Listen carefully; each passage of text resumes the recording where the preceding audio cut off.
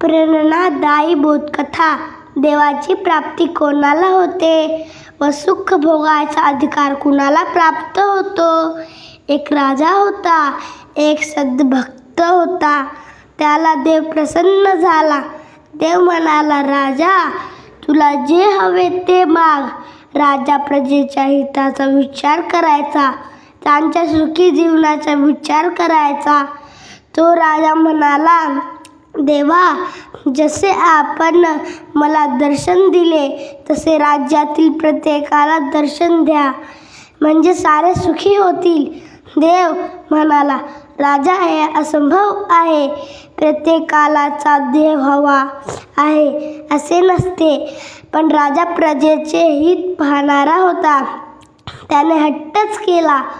देव म्हणाला, ठीक आहे, समोरच्या डोंगरावर सर्वांना घेऊन ये, मी दर्शन देईन. राजाला खूप आनंद झाला. दुसऱ्या दिवशी साऱ्या प्रजेला घेऊन डोंगराकडे निघाला. चालता चालता लोकांना एके ठिकाणी तांब्याची नाणी दिसली. काही लोक ती जमवू लागली. राजा म्हणाला, अरे, यापेक्षा महत्त्वाचे आपणाला भेटणार आहे, चला माझ्याबरोबर. पुढे चला. पण त्यांनी राजाचे ऐकले नाही. राजा इतरांना घेऊन पुढे निघाला तर पुढे चांदीची भरपूर नाणी दिसली आणि काही लोक तिकडेच धावले. त्यांनी असा विचार केला, पहिले चांदीची नाणी घेऊ, मग देवाला भेटू. देव कुठं जातोय? राजा म्हणाला, त्या चांदीच्या नाण्यासाठी नशिबाला लाथ मारू नका.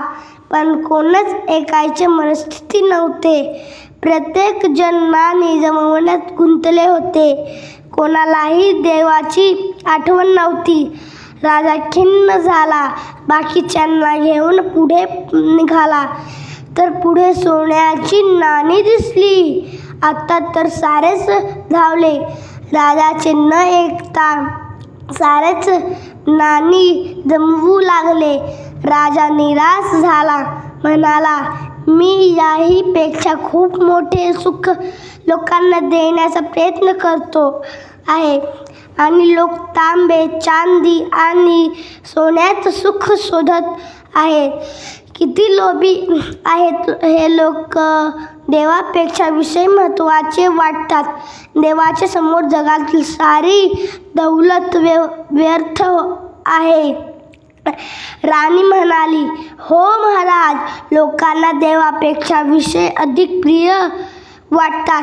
राजा आणि राणी पुढे निघाली आणि पुढे हिऱ्यांचा खच्च पडलेला दिसला आणि राणी राजाला न विचारता धावत गेली. हिरे जमवू लागली. दारात हिरे जमवताना आपल्या वस्त्राची सुद्धा तिला जाणीव राहिली नाही.